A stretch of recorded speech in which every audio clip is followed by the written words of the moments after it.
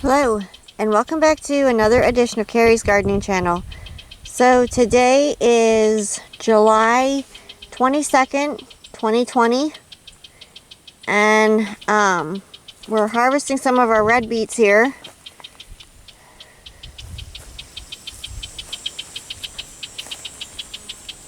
Now these red beets back here, they were transplanted.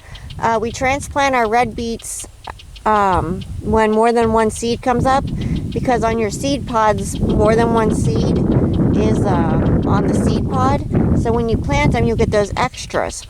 And what we do is we take the extras and we transplant them out, and this whole row here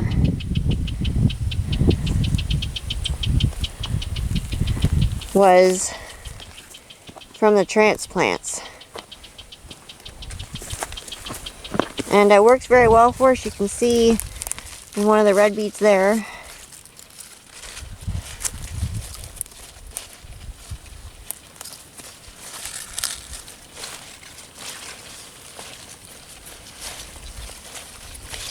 You can see the bulbs on them here.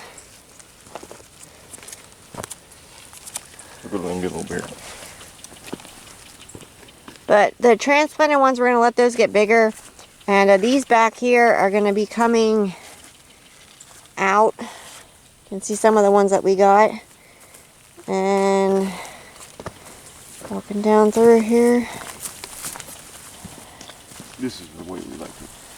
The size that we like it. There's one here. Now this is the size that we normally let them get to be. But, you know, sometimes we have to take them out when they're a little smaller. If we see that they're not growing anymore, rather than losing them or have them get what they call being woody, which when they get to that point you can't use them anymore. From heat and dry. We just take them out. Now what causes woodiness in your red beets is hot and dry. If your soil gets really dry, they stop growing, and if it gets real hot out, it can cause the woodiness in your red beets. So these here were taken out of one of our raised beds here, and these were all rinsed off and washed off already. And some of these, they just stopped growing, and we had the bulls get in and they were eating the red beets. So before they completely wiped out our red beet patch, we just went ahead and took them out of there. So this was the bed here that they were taken out of. Those were transplants, so we're letting those in to let those get larger. And we're going to re-prep this soil here. We did just check the pH on it. And we're going to rework the soil up and get it replanted in more red beets. And then our potato bin over there, we're hoping to, after we take the potatoes out, get that whole thing in there done with red beets and carrots.